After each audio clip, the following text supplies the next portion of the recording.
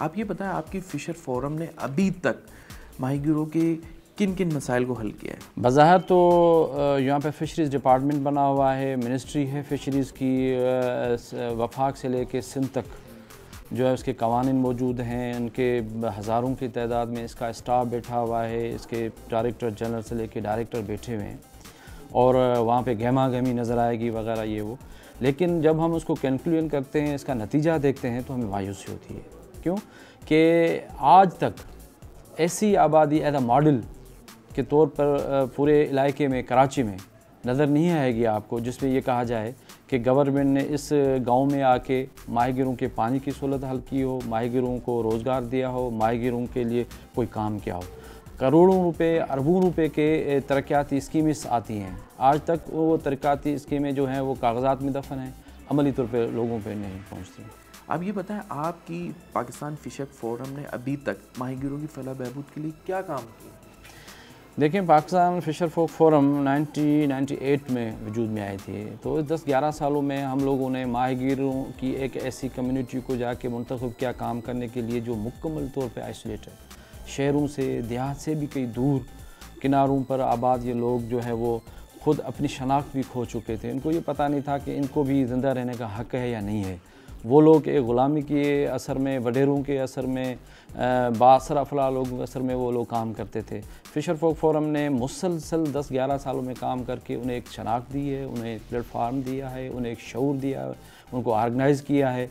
और यूँ कि ये ऑर्गेनाइजेशन कोई सर्विस मुहैया करने वाले ऑर्गेनाइजेशन नहीं है कि लोगों के घर पे पानी पहुंचाए, आटा पहुंचाए, सहूलियात पहुंचाए। ये रियासत का काम है। हमारा काम ये है कि हम उनके लाइवलीहुड के मामले पे उनको ऑर्गेनाइज़ करें और उनको उनके जो समाजी हुकूक हैं, सिविक प्रॉब्लम जो हैं, उनको हल कराने की कोशिश करें। और हम समझते हैं कि इन 11 सालों में हम कामयाब गए हैं।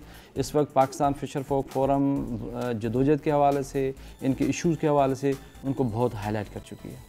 आप समझते हैं कि आपकी फ़िशर फोरम जब तक असम्बलियों में नुमाइंदगी हासिल नहीं होगी, उस वक्त तक आप इन माहीगीरों के मसाइल हल नहीं कर सकते? बिल्कुल, आपने बहुत अच्छा सवाल किया है। आज तक ये होता आया है कि वोट हमारे हैं और मुंतखब हमारे मुखालफिन होते हैं। हमारे ही वोट से अगर हमारे मुखालफिन या हमारे क्लास के बाहर के लोग मुंतखब हों तो यकीनन आज भी हमारा यही रोना है कि हमारे इशूज़ हल नहीं होते। असेंबली में कभी भी आपने जो है वो फ़िशिंग इशूज़ पर, उनके माहीगीरों के इशूज़ पर कभी आवाज़ नहीं सुनी होगी। बिल्कुल पाकिस्तान फ़िशर फोरम ने इस चीज़ को वो संजीदा लिया है और इस साल हम लोगों ने बाकायदा ऑफिशियली तौर पे अनाउंस किया है कि हम पूरे साहली पट्टी पे अपने माहीगी नुमाइंदे खड़े करेंगे और जिन आबादियों में गुज़श्ता 60-62 साल से लोग बिला मुकाबला अपने डर खौफ बिठा कर लोगों को जीतते आ रहे हैं, मेरा ख़्याल है कि उनके लिए अब ये टफ़ टाइम है और हम अपनी सीट के लिए खड़े होंगे ताकि हम अपनी आवाज़ बुलंद कर सकें। सामी मेमन साहब, ये बताएं कि अभी तक माहीगीरों को आपके फोरम से कितनी कश्तियाँ जाल दिए गए हैं? देखिए, पाकिस्तान फ़िशर फोरम ने अपने महदूद वसाइल, माहवार मेंबरशिप और कुछ डोनर इदारों से रब्ता किया और उन्हें कहा कि भाई मसला ये कि हमारी जो रियासत है वो उसमें दिलचस्पी नहीं ले रही है। तो कुछ डोनर्स इदारे ऐसे हैं जिन्होंने सपोर्ट की हमें, वो आए, उन्होंने विज़िट किया। तो उसका ये नतीजा निकला कि बदीन, ठट्टा, कराची के मुख्तलिफ़ इलाक़ों में, मंछर में हम लोगों ने माहीगीरों को जाल दिए हैं, हम लोगों ने माहीगीरों को कश्तियाँ दी हैं। अभी हम फ़िशरमैन कोऑपरेटिव सोसाइटीज़ भी इनकी लोकल बना रहे हैं ना, ताकि वो बड़े जो मिडल मैन्स हैं उनके आगे यरमाल ना हो, वो फ्री हैंड होके काम करें, अपने पैरों पर खड़े हो सकें। इस सिलसिले में हम ये काम कर रहे हैं। एजुकेशन पे हम काम कर रहे हैं, हेल्थ पे हम लोग काम कर रहे हैं।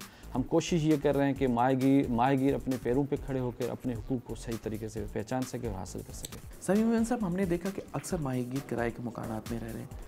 आप लोगों ने कभी कोशिश की या हुकूमत से कोई बात की इनकी सोसाइटी के हवाले से या इनको मकानात या ज़मीन के हवाले से कि इनको दी जाए जिसमें ये अपने मकान बना के रहें? पाकिस्तान फ़िशर फोरम बहुत इस मामले में खुश नसीब है कि जो पॉजिटिव और अच्छी मीडिया है वो हमारे साथ है। इंसान दोस्त हैं, लिखने वाले लोग हैं, तहकीक करने वाले लोग हैं, उन्हें हम खुद अपने इलाकों में लाते हैं। उनकी तवज्जुह से ऑफ़िस में हम उनसे लेटर लिखते हैं, इंतज़ामिया को, हुकाम को लेटर लिखते हैं, उनके विज़िट्स कराते हैं। इस सिलसिले में मामलात काफ़ी आगे बढ़े हैं और सदियों से लेके जो गांव यहाँ पे मौजूद हैं, जो आज भी रेवेन्यू के रिकॉर्ड पे मौजूद नहीं हैं, जिनके लीज़ वगैरह नहीं बने हुए हैं। अब गवर्नमेंट ने भी इस सिलसिले में जो है वो, चूँकि एक बहुत बड़ा प्रेशर बना है, बहुत सारे सिंध के तकरीबन 20 लाख माहिगीर और इस मुल्क के 40 लाख माहिगीर इकट्ठे एक जगह पे जमा होने शुरू हुए हैं। उनके 21 नवंबर के हवाले से आलमी दिन मनाए जा रहे हैं। एक ऐसी एक्टिविटीज़ हो रही हैं जिसके नतीजे में अब ये शुरू होने जा रहा है कि हमारे माहिगीरों को मॉडल विलेजेस के नाम पर वो किया जा रहा है, और हमारे जो रेवेन्यू के अमलदार हैं वो उन्हें सनदें वगैरह या लीज़ वगैरह वो बना के दे रहे हैं। हम इस सिलसिले में कोशिश कर रहे हैं। हमें उम्मीद है कि ये इंशाल्लाह ये इशू परमानेंट तौर पे हल होगा। बहुत बहुत शुक्रिया। Thank you. नाज़रीन, हमने माहीगीरों के मसाइल इब्राहिम हैदरी की मेन बंदरगाह पे आपको दिखाएं, सुनाएं। उनके बहुत सारे मसाइल हैं। हमने कोशिश की कि उनके तमाम मसाइल को सुना जाए। हमारी कोशिश ये है कि इनके मसाइल जल्द से जल्द हल हों। अपने मेज़बान इमरान खान को दीजिए इजाज़त। अगले किसी और प्रोग्राम में आपसे होगी मुलाकात। अल्लाह हाफ़िज़।